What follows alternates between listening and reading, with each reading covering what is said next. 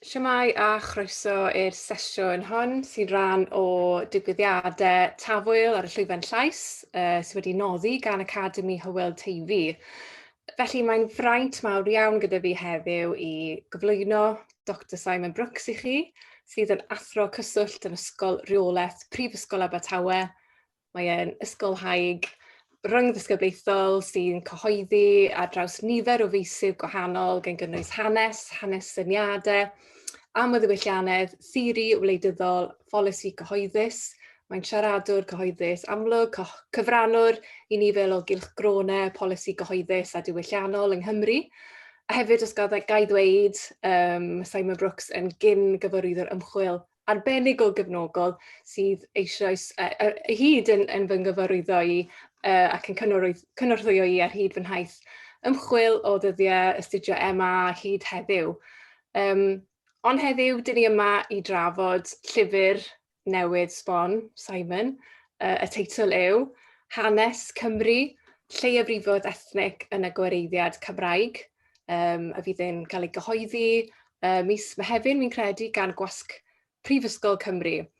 A felly i ddechrau, croeso Simon, diolch yn fawr am y cyfle hon i siarad gyda chi. Hoffwn i ofyn rhai cwestiynau. Os mi'n deall yn iawn, ydych chi'n disgrifio'r gyfrol hon fel yr un olaf o 3 llyfr mewn cyfres. Felly ydych chi'n gallu esbonio mwy am hyn i ni a falle dweud hefyd rhywbeth am beth yw nod penodol y llyfr hwn? Wel, y peth cyntaf, diolch i chi am y cyflwyniad hynod garedig. A diolch hefyd i Dafwyl am y gwahoddiad ac i Academi Hywel Teifi. Ond o ran yng nghefndir, hanesydd y diwylliant Cymraeg ydw i. A felly mae fy ngwaith mewn gwahanol ffyrdd wedi ymwneud hefo hynny. Felly dwi'n ystyried y gyfrol hon yn barhad o gweithiau tebyg dwi wedi gwneud hyd yma.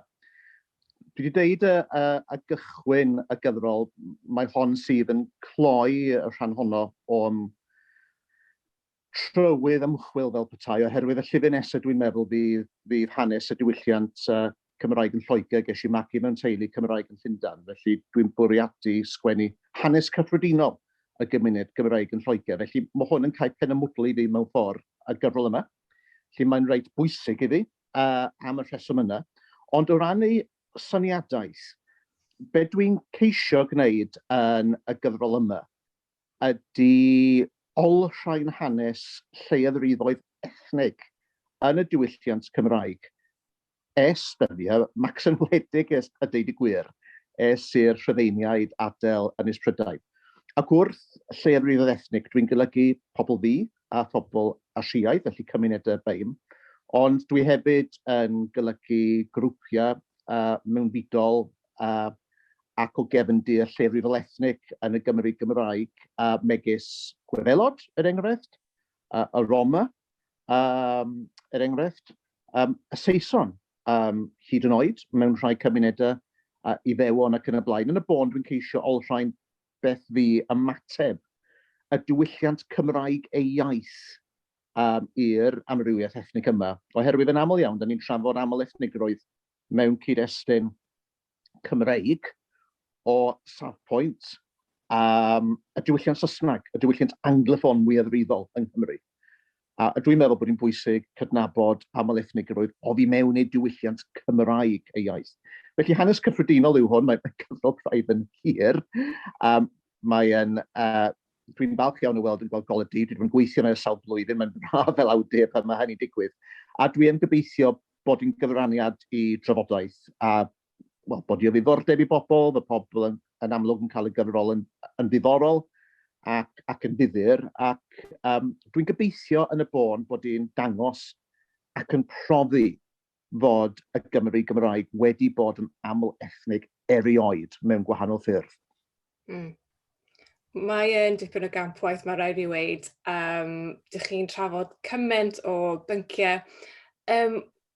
Ond hoffwn i jyst gofyn pam ysgrifennwch chi'r gyfrol hon nawr, pam chi? Wel,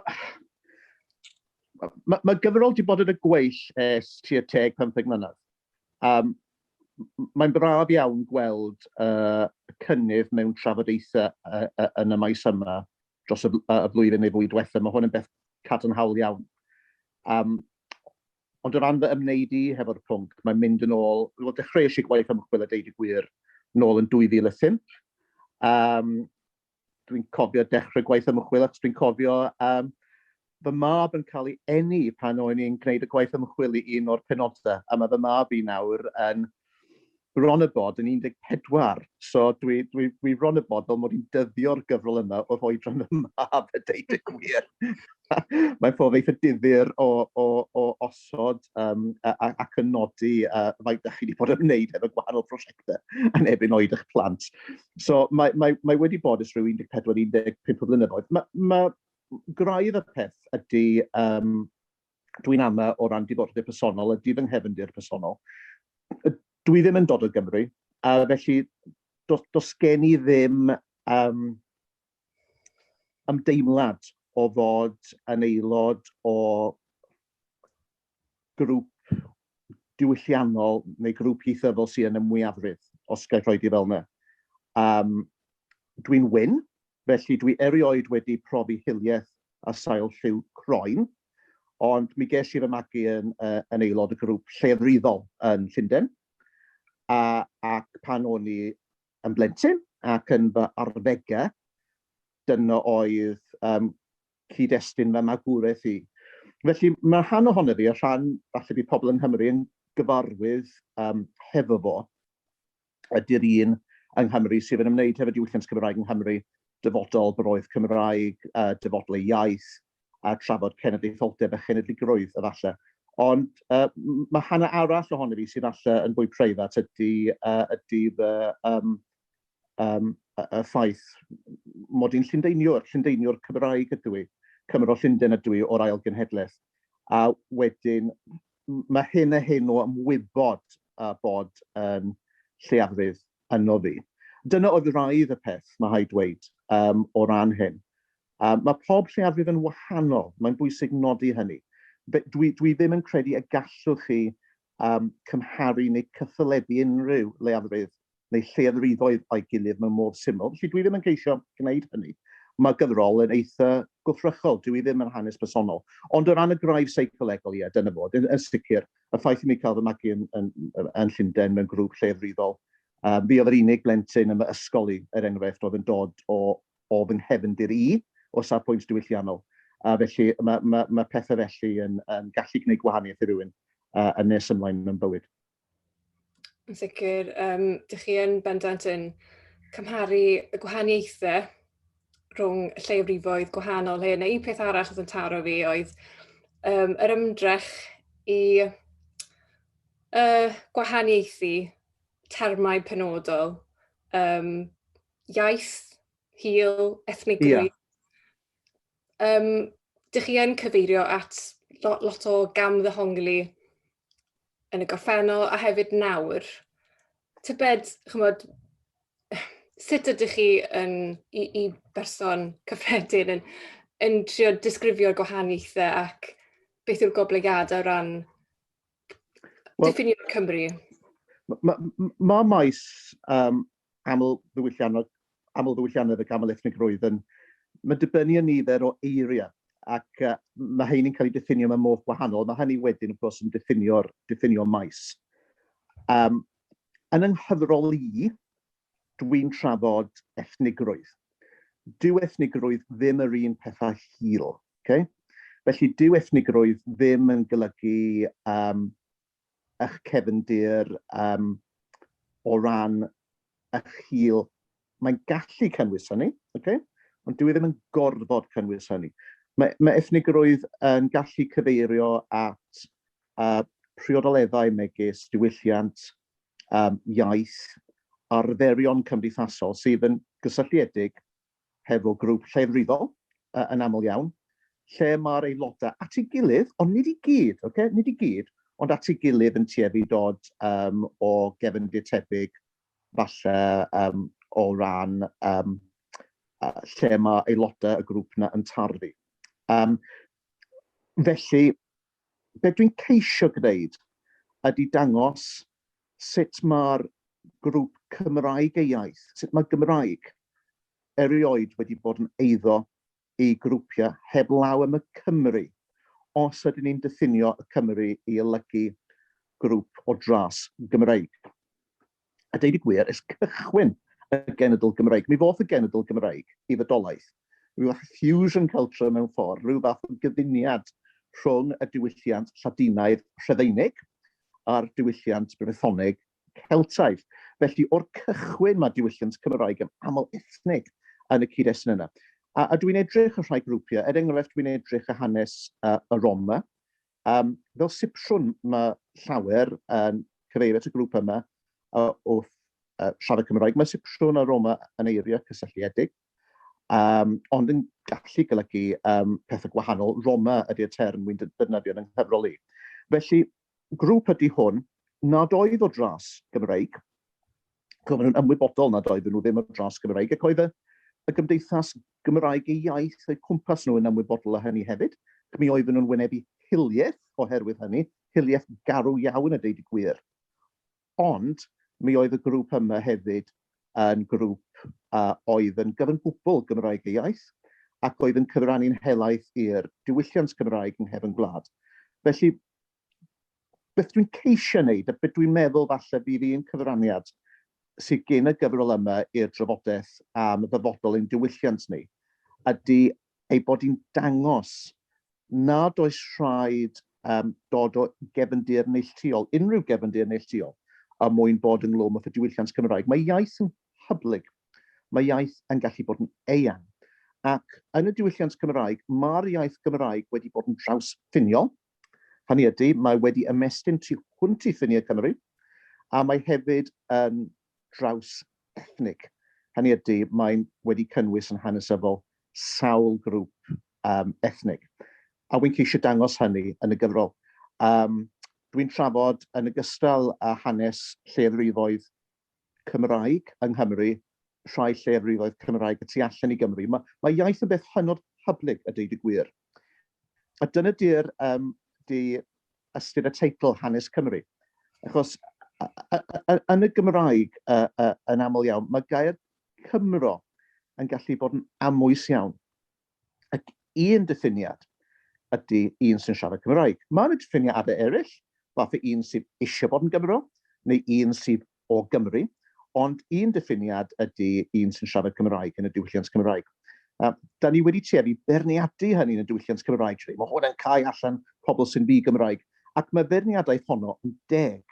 Ond mae'r gair Cymro neu Gymraes o'i dohongli hi fel un sy'n siarad Cymraeg, hefyd, of course, yn gallu cynnwys pobl sydd ddim o Gymru, a falle, neu pobl sydd ddim o gefndir neu o dras Cymraeg, a falle, ac sydd eto'n gyflawn oherwydd ei bod nhw'n medru Cymraeg yn rhugl. A wedyn dwi'n trafod goblygiad o hynny o safon theoretig. Felly beth dwi'n ceisio gwneud ydy ceisio dadle dros gymdeithas Gymraeg sy'n hyfyw, ond sydd hefyd yn agored mewn gwahanol ffyrdd. Difyr iawn. Mae'n atgoffa fi o'n ymchwil i wrth gweld ag mewnfudwyr i Gymru. Oedd yn sôn bod pobl yn edrych arno fel Cymro neu Cymraeg go iawn, achos bod nhw'n siarad Cymraeg sydd yn profi'r pwynt hynny, bod nhw'n gallu perchnogi y term Cymro, er bod nhw'n dod o wlad arall. Falle chi yn mynd i lot o drafferth i ddweud, i gwahaniaethu, ac i sefydlu bod Gymraeg yn iaith amlethnig yn ei hanfod.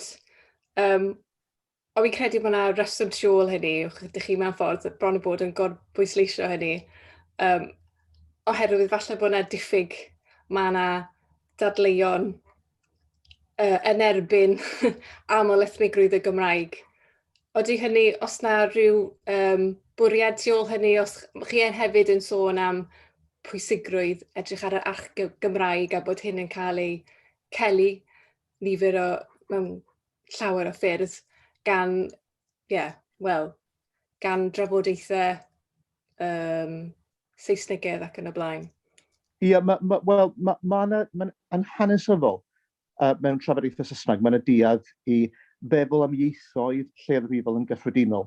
fel ieithoedd mono-ethnig.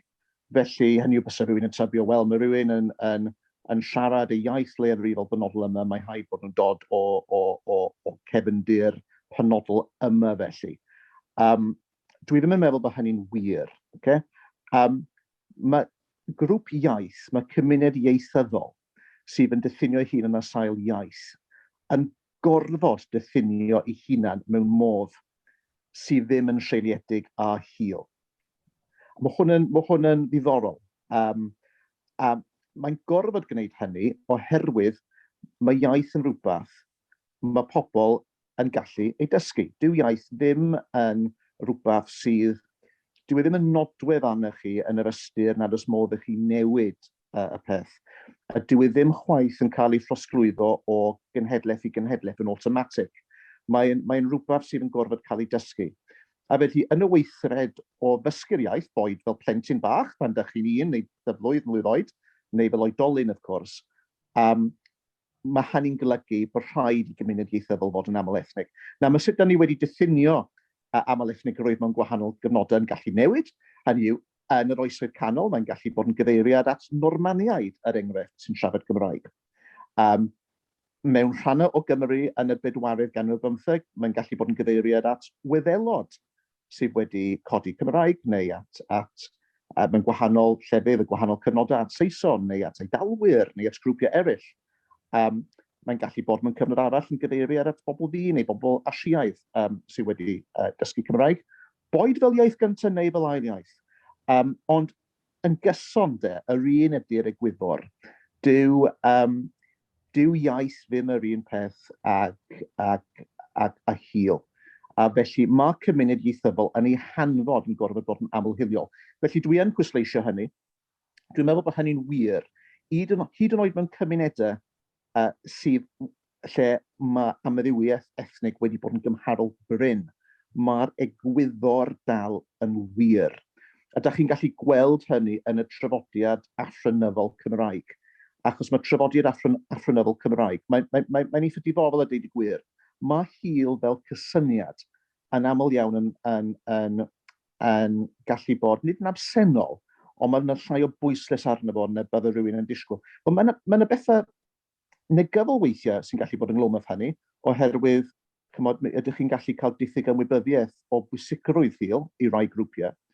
Ond mae hefyd yn golygu nad ydych chi falle, tydi hiliaeth bod ni'n bodoli yn y gymdeithas Gymraeg, dwi ddim yn credu yn hanesyddol bod ni wedi cael ei strwythuro cweit yn yr un ffordd ag yn y gymdeithas angloffon. A mae hynny oherwydd bodolaeth iaith leiafrifol yn y diwylliant Cymraeg. Felly, un o'r pethau dwi'n ceisio gwneud yn y gyfrol ydy annog pobl i geisio meddwl am rhai o cwestiynau yma o safbwynt Cymreig a Chymraeg penodol. Nid yr un cymdeithas yw'r Gymru Gymraeg, a dydyn ni rhai cymdeithasau mewn rhannau eraill o'r byd, a felly os ydych chi'n creu theori ynghylch amlethnigrwydd neu amlddiwylliannedd, ydych chi'n gorfod adlewyrchu y modau cymdeithasegol fel maen nhw'n bodoli yn eich cymdeithas ar y pryd. Un ohonyn nhw ydy bod y Gymraeg yn iaith leiafrifol. Yn sicr. A dwi'n meddwl hefyd am y drafodaeth ar amlddiwylliannedd yn benodol, fy gwaith i wedi gweld sut mae amlddiwylliannedd Prydeinig ar y cyfan yn cael ei seilio ar hil neu grefydd. Ond dych chi yn y gyfrol hon mynd ati i gwahaniaethu a amlddiwylliannedd, wel, beth ydych chi'n galw'n engl Americanaidd, sy'n unigolyddol, a hefyd amlddiwylliannedd Cymraeg. Ydy amlddiwylliannedd Prydeinig yn problematig i Gymru? A beth felly am amlddiwylliannedd Cymraeg? Wel, syniad yw amlddiwylliannedd, a fel sawl syniad arall, mae modd ei bohonglio mewn ffurf gwahanol. Mae yna rhai damcaniaethwyr sydd yn dweud mae yn wahanol i sut da ni'n synio falle am amlddiwylliannedd fel lawr y gwlad. Mae hyn mae aml ddiwylliannau fe'n ei wneud ydy sefydlu diwylliant llywodraethol neu diwylliant cyffredinol, sef ym Mhrydain, felly y diwylliant Saesneg. Ac o fi mewn i gwmpawd y diwylliant Saesneg, mae amrywiaethau yn cael eu caniatáu. Felly, bysa sawl un radical a deud y gwir, a hynny yw sawl un sydd yn bleidiol iawn i leiafrifoedd, yn beirniadu aml ddiwylliannau ar y sail yna. So, mewn gwirionedd, o safbwynt ysgolheigaidd, dyna ydy fy man cychwyn.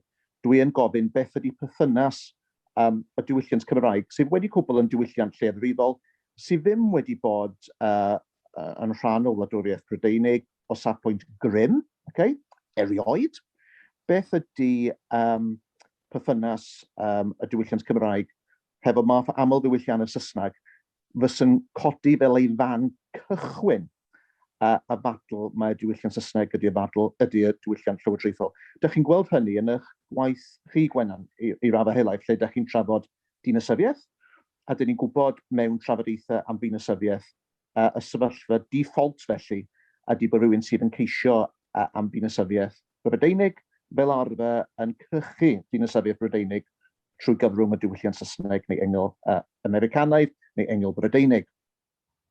Mae modd cychu dinasyddiaeth Brydeinig trwy gyfrwng y diwylliant Cymraeg, ond mae'n anarferol i wneud hynny. A felly, ydych chi'n gofyn gofyn, wel pam y sut mae hynny wedi digwydd. Felly, mewn gwirionedd, mae gweithio ni'n dau yn eitha tebyg yn hynny o beth. O ran beth ydy aml diwylliannedd Cymraeg, un gwahaniaeth amlwg efallai ydy mae'n fwy o bwysles o fi mewn y diwylliant Cymraeg ar iaith. Felly, yn aml iawn, pan ydych chi wedi gweld Cymraeg yn trafod amrywiaeth ddiwylliannol, yn aml iawn maen nhw'n gwneud hynny o safbwynt ieithyddol. Felly, byddwn nhw'n dweud, yng Nghymru, neu mi fysyn nhw wedi dweud, yng Nghymru mae hyn a hyn o ieithoedd lleiafrifol cymunedol yn cael eu siarad. Byddwn nhw wedi nodi nhw ieithoedd fath o Romani Cymraeg, iaith y Roma, felly. Lle yn Lloegr, falle, am bod y gymdeithas yn unio'r Saesneg, fysa gennych chi ddim yr un diddordeb o bosib, fysa chi ddim yn cael yr un math o drafodaeth yn yr un dwysedd. Mae rhywun yn tueddu trafod ieithoedd cymunedol yn Lloegr gyda nod o droi unigolion sydd yn siarad ieithoedd hynny yn siaradwyr Saesneg rhugl, fel bod nhw neu eu plant yn cael eu cymhathu yn ieithyddol. Dyw e ddim cweit yr un peth yn y diwylliant Cymraeg. Tueddiad yn y diwylliant Cymraeg wedi caniatáu bobl fod yn ddwyieithog neu'n daeareithog. So mae bethau fel yna, mae gwahaniaethau fel yna yn gallu dangos sut y bydd y modd i chi creu math o aml ddiwylliannedd mewn cyd-destun Cymreig a fysa'n gallu bod falle yn wahanol. Felly dwi'n ceisio awgrymu yn y gyfrol rhai ffyrdd posib o wneud hynny. Felly diolch chi'n awgrymu bod aml ddiwylliannedd Cymraeg yn bodoli ar waith, ond beth fyddwn ni'n dweud hefyd yw bod aml ddiwylliannedd Prydeinig falle yn fwy amlwg yng Nghymru hyd yn oed, os chi'n meddwl am nifer o bolisïau Llywodraeth Cymru.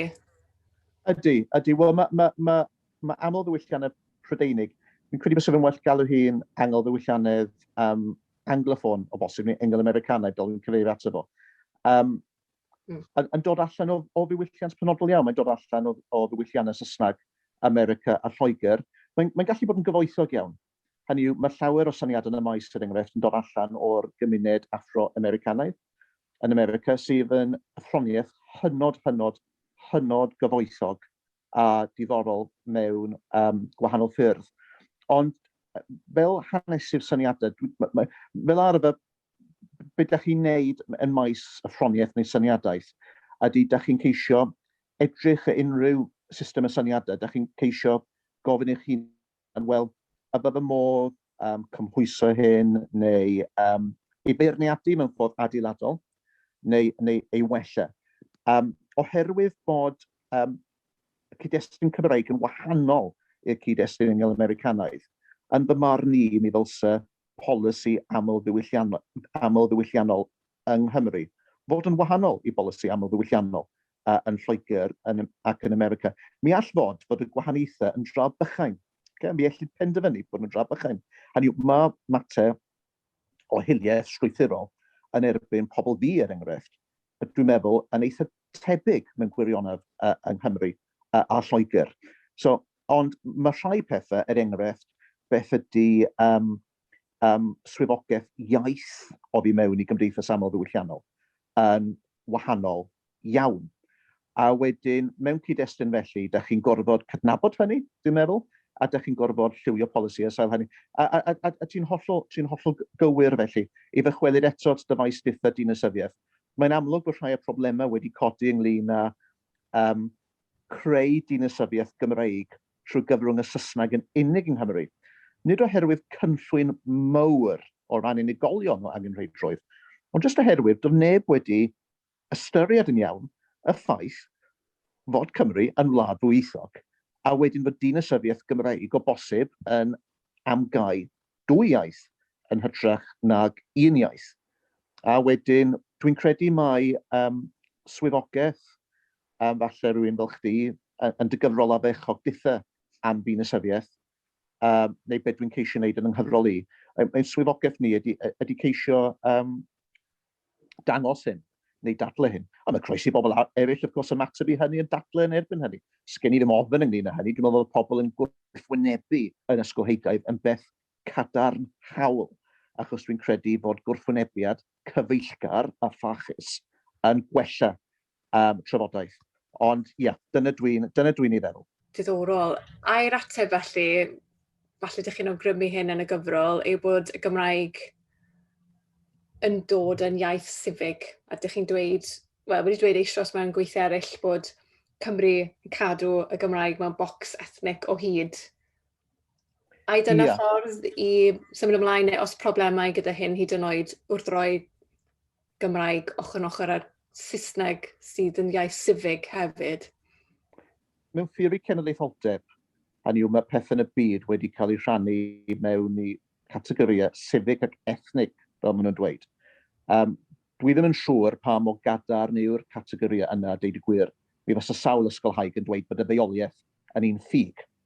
Ond beth bynnag, yn y dychymyg Prydeinig o leia, mae Saesneg yn cael ei dychmygu fel iaith sydd yn sifig.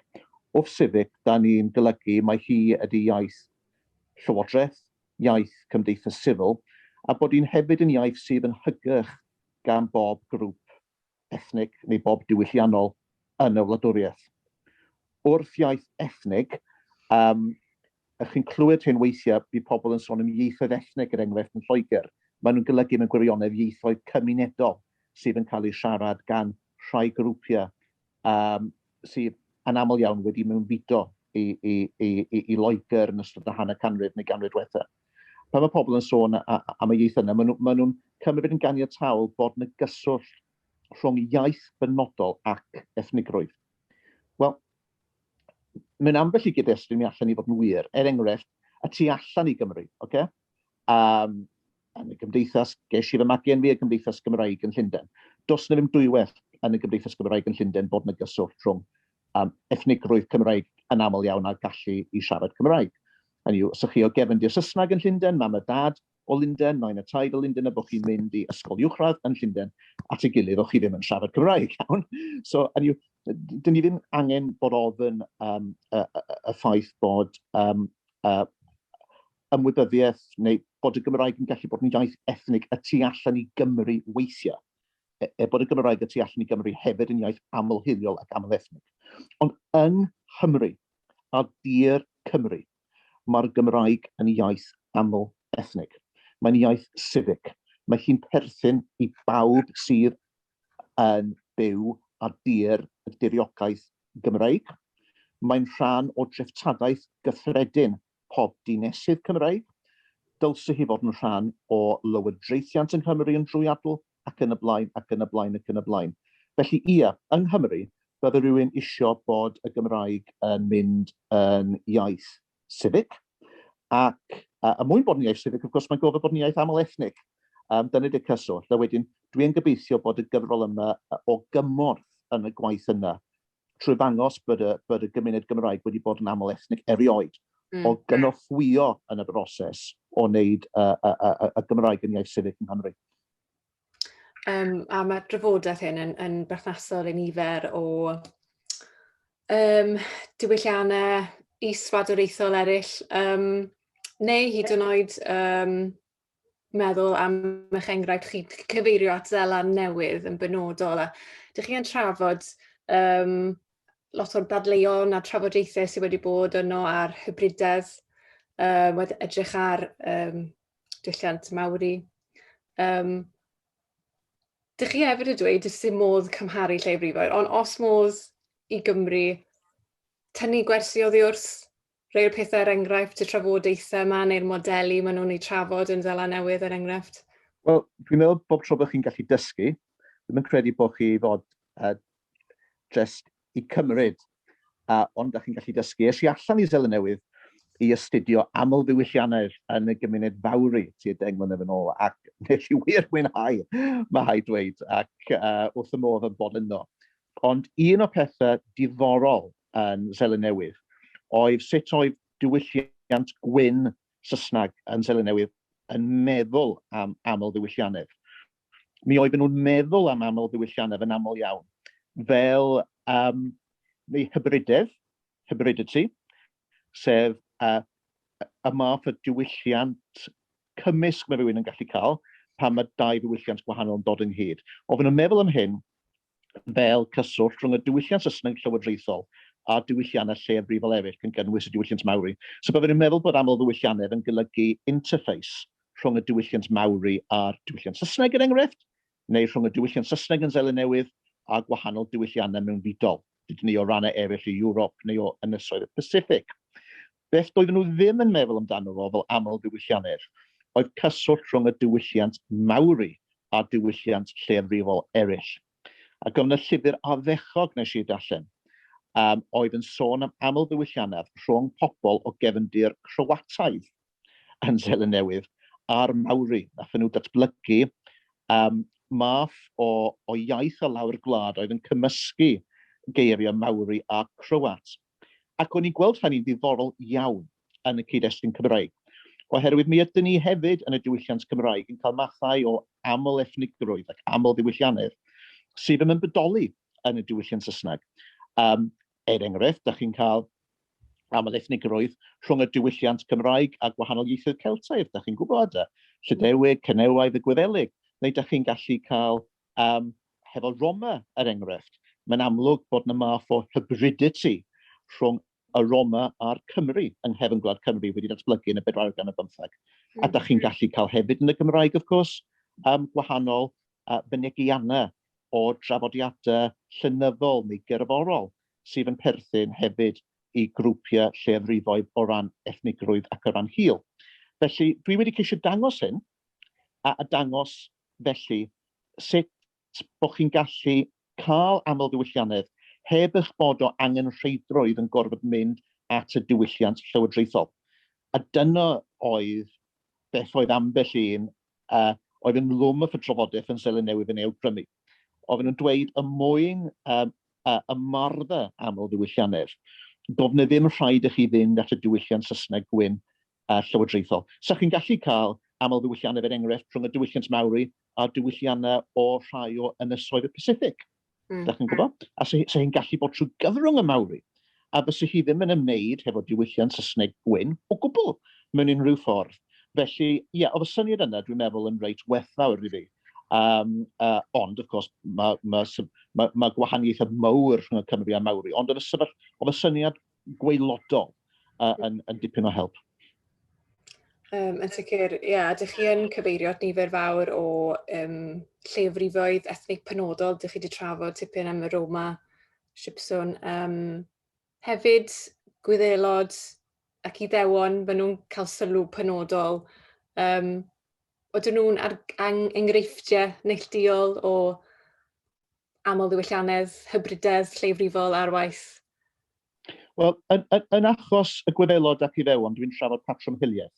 Mae hiliaeth bob tro yn anffodus yn dibynnu ar gyd-destun.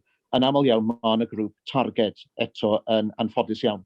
Ac yn y 14th ganrif 15, am y resymau crefyddol yn rhannol, ond oherwydd sut oedd Hil yn cael ei ddychmygu ar y pryd, mi oedd y Gwyddelod yn darged. Felly dwi'n trafod ymwneud cenedlaetholdeb Cymreig a Prydeindod yng Nghymru a'r Gwyddelod. A wedyn dwi'n trafod gwrth symitiaeth. Mae'n yn anffodus hanes hir o symitiaeth yn y Gymdeithas Gymraeg. Dwi'n meddwl bod hi'n bwysig cydnabod ei bodolaeth. Mae'n gywilyddus bod hi yno, ond does dim modd cuddio y peth. Felly dwi'n dangos hynny. Eto, o safbwynt i ymwneud hefo cenedlaetholdeb ac hefo Prydeindod. Dwi hefyd yn trafod hiliaeth yn erbyn pobl fi, sydd eto wedi bod yn rhan gyson o hanes y Cymru ers dyddiau caethwasiaeth, ond hefyd yng Nghymru. Mae'n enghraifft llofruddiaeth wedi bod, llofruddiaeth hiliol wedi bod, llofruddiaethau hiliol wedi bod yng Nghymru yn erbyn pobl fi yn y 415 er enghraifft. Dwi'n cyfeirio at yr heini, mae'n bwysig bod rhywun yn cydnabod yn hanes y gymuned Gymraeg hefyd. Bod y gymuned Gymraeg yn aml iawn wedi bod yn oddefgar o safbwynt ieithyddol, bod y gymuned Gymraeg wedi cynnwys llawer iawn o hiliaeth yn ogystal. Mae'n ddiwylliant Ewropeaidd. Yn hanesyddol, mae wedi bod at ei gilydd yn ddiwylliant gwyn, a wedyn, nad ydy hi ddim yn ddiwylliant gwyn erbyn hyn o rheswm, ond mae'n ddiwylliant aml hiliol erbyn hyn, ond yn hanesyddol mae wedi bod yn adegau yn ddiwylliant gwyn. A fel sawl diwylliant Ewropeaidd gwyn, mae yn cynnwys hiliaeth. Wedyn, dwi wedi ceisio olrhain hynny yn y ffordd mor wrthrychol ag sy'n bosib. Felly dwi'n ceisio gwneud hyn oll, ac yn ceisio dangos hanes y gymuned Gymraeg go iawn, dwi'n ceisio dangos y gwirionedd yn beth sydd wedi digwydd, a mae'n gymleth. Mae hanes y rhan fwy o gymdeithasau dynol yn gymleth. A mae hynny wir am y Cymraeg hefyd, grŵp bychan llefrifol ei hunain, ond oedd hefyd, wrth gwrs, yn rhan o ymerodraeth Brydeinig bywerus. Felly oedd y Cymraeg mewn sefyllfa lle oedd nhw'n wynebu tua 2 gyfeiriad ar yr un pryd. A mae hynny hefyd wedi creu cyd-destun gwahanol i rhai o'r trafodaethau am hiliaeth ac anoddefgarwch a xenophobia yn y diwylliant Cymraeg i hyn bydd rhywun yn ei gael efallai yn y diwylliant Saesneg neu Americanaidd. Mae rhain i gyd yn bynciau gwbl gyfoes a phwysig i ni gyd heddiw. Mae'r gyfrol yn gynhwysfawr, mae'n un campus. Mae wedi cael ei ddisgrifio yn magnum opus gan cynnwys Dafydd Adran yn cytuno. Mae yn arloesol, rhagorol, Adran argymell i bawb sy'n gwylio i fynd ati a prynu'r llyfr pan bydd e mas. Falle jyst cwestiwn wrth ni tynnu at y diwedd nawr, y meddwl am lot o'r datblygiadau sydd yn digwydd yn y Gymru cyfoes yng ngoleuni pandemig, Brexit wrth gwrs, a hyd yn oed ydych chi wedi cyfeirio at hiliaeth a'r symudiad Black Lives Matter. Ydy'r gyfrol yma yn helpu ni i ddysgu ydw yn rhoi helpu ni am y dyfodol, pa fath o Gymru ydyn ni eisiau bod yn y dyfodol. Beth yw eich gobeithio chi felly am Gymru amlethnig y dyfodol? Wel, darllenwyr sydd yn penderfynu beth yw taniad llyfr nid yr awdur. Felly, does gen i ddim syniad, ond yn amlwg dwi'n gobeithio fod pobl yn darllen y peth. Dwi'n meddwl gallwn ni fod yn weddol hyderus yn y dyfodol, a bydd y Gymdeithas Gymraeg yn dod yn fwy amlethnig ac yn fwy amlhiliol hefyd. Mae hynny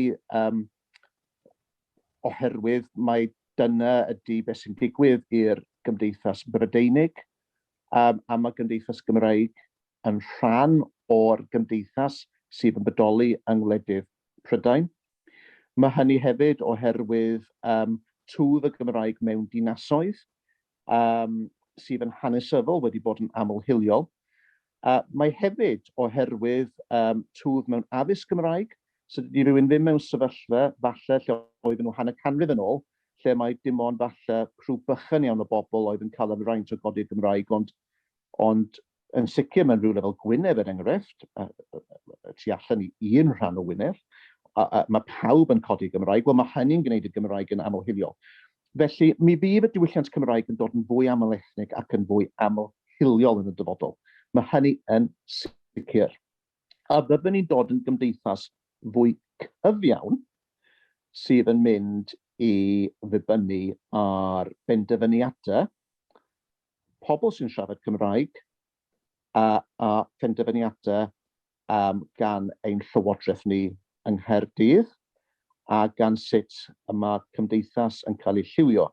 Ac yn hynny o beth, yn amlwg, da ni'n mawr obeithio a bydd y gymdeithas Gymraeg yn y dyfodol yn fwy goddeddgar ac yn fwy agored. Ac yn naturiol felly, mae unrhyw un sy'n gweithio yn y maes yn gobeithio bod ei gwaith gweithio yn gyfraniad at hynny. Ond fedrwn ni ddim rhagweld y dyfodol, dyn ni mawr obeithio hynny. Ond dwi'n meddwl ymhen hanner canrif a bydd y gymdeithas Gymraeg yn drwy atl amlethnig ac amlhiliol, a dwi hefyd yn meddwl bydd hynny'n beth da, mae hynny'n gyson y trafodiad Cymraeg, mae gymdeithas Gymraeg wedi bod yn amlethnig erioed, felly mae hynny'n parhad fel petai o'n hanes fel pobl, a dyna dwi'n ei pwysleisio yn y gyfrol, ydy bod achyddiaeth amlethnig y Cymru fel grŵp yn creu posibiliadau ar gyfer dyfodol amlethnig. Diolch yn fawr i chi. Yn sicr mae yna nifer o gwestiynau ychwanegol a gallwn ni holi chi ynglyn â'r gyfrol gwbl rhagwylwr a chynhwysfawr hon. Ond gys gyda fi weid nawr yw diolch ac pan fydd y gyfrol mas cyn bo hir i bawb sy'n gwylio, ewch mas a phrynwch chi a darllenwch chi a meddyliwch am y pethau sy'n cael eu trafod. Felly diolch yn fawr i chi, Simon Brooks. Diolch yn fawr iawn, Gwennan, am y cwestiynau. A phob dymuniad da i bawb sy'n cymryd rhan yn y wyl eleni. Diolch o galon.